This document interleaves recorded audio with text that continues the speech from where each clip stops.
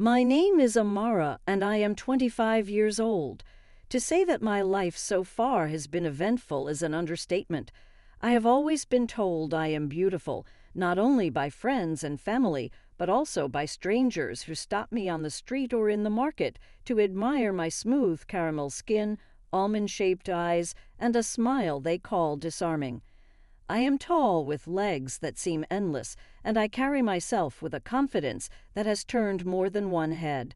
My friends often joke that I leave a trail of broken hearts behind me wherever I go.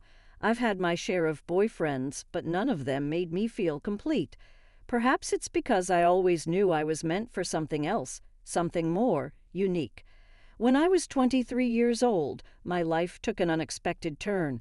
I had just finished my university studies in Lagos and was excitedly thinking about what the future held for me. My mom suggested I spend some time abroad with my family, to see the world and expand my horizons, she said. That's how I ended up on a plane to the United States to live with my Uncle Michael. Michael was not a blood relative. He was my mother's brother-in-law. I had heard of him growing up, but we had never met in person. He was 50 years old, a successful architect, and lived in a huge house in California. When I arrived, he greeted me warmly, with an accent in his deep voice that hinted at his years away from Nigeria. He was tall and well-built, with hair the color of salt and pepper, and his demeanor radiated a calm strength. There was something about him that was both intimidating and calming at the same time. His smile was rare but genuine, and when he spoke, he had no trouble drawing attention to himself. Michael's house was like something out of a dream.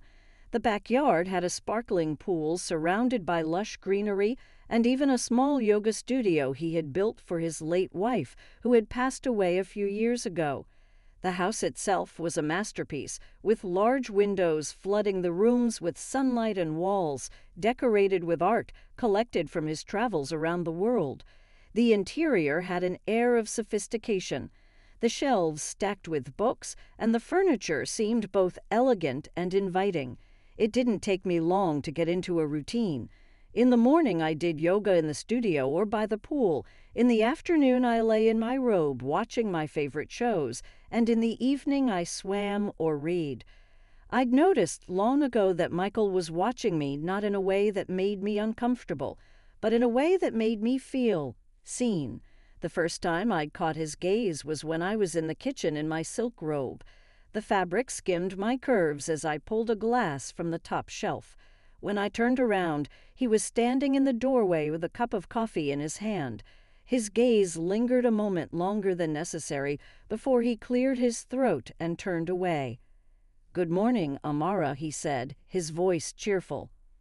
"Good morning, Uncle Michael," I replied with a small smile, pretending not to notice. It had become a pattern of sorts. When I was swimming in the pool, I would occasionally glance toward the house and notice him watching me from the window, and the expression on his face was unreadable. During yoga class, I could feel his gaze on me as I moved into particularly challenging poses. Once, as I was stretching into a face-up dog pose, he stood by the sliding glass door, keeping his eyes on me. I felt a warmth spill over me, but kept my expression neutral, focusing on my breathing. Sometimes I wondered what he was thinking. Did he admire me? Was he comparing me to someone else? Or was he just lost in his own thoughts? Whatever the case, his gaze was never intrusive. It was steady and calm, like he was evaluating a work of art, and I'd be lying if I said I didn't like it. There was something thrilling about being the object of his attention, in the way his gaze seemed to hold untold awe. One particularly warm afternoon, I decided to sunbathe by the pool. I was lying on a chaise lounge in a bikini, and the sun was warming my skin. Michael appeared on the patio with a book in his hands and sat at a shady table. I could feel his presence even when I wasn't looking directly at him. Every now and then I would change my posture, arch my back or roll over onto my stomach and look in his direction. His eyes would lift from the book, meet mine for a moment, and then return to the pages. There was an unspoken understanding between us, a tension neither of us recognized, but both of us felt. The air seemed to hum with it, like the charged silence before a storm. Evenings were my favorite time of day. California sunsets were breathtaking, coloring the sky in shades of orange, pink, and purple. One evening, after a particularly hot day, I decided to go swimming just as the sun was setting. The water in the pool was cool, and I floated on my back, looking up at the sky. Glancing toward the patio, I saw Michael sitting there with a glass of wine in his hand. He lifted it slightly in acknowledgement, and I smiled before ducking under the water again. The scent of blooming jasmine was in the air, and the world was quiet and still, as if holding its breath.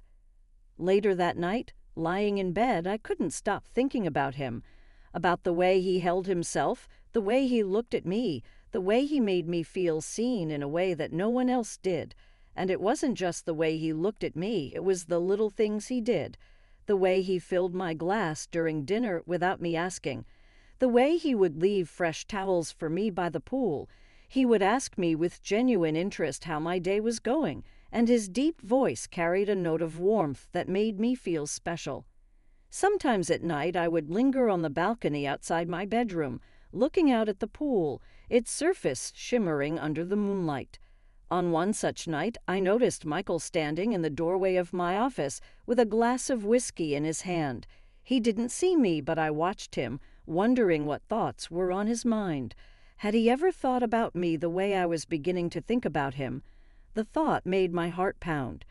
There were times when the tension between us was almost palpable, like when I accidentally spilled water on my shirt during breakfast, and his gaze slid over the wet fabric, clinging to my skin before he quickly averted his eyes, or when our hands touched as we reached for the same dish at dinner, and neither of us recoiled immediately. Those fleeting touches and glances became the highlight of my days, filling me with a mixture of nervous excitement and anticipation. I didn't know what I was going to do, but one thing was certain: my time in his house would change me in ways I couldn't yet comprehend. There was a silence and anticipation in the air that made my heart pound. Something was unfolding, slowly and quietly, and I was both nervous and eager to see where it would lead. The lines between us were blurring, and with each passing day, I felt myself being drawn deeper into the unspoken bond that bound us together. If you enjoyed the story, please like and subscribe. It means a lot to me. Thank you. See you in more stories.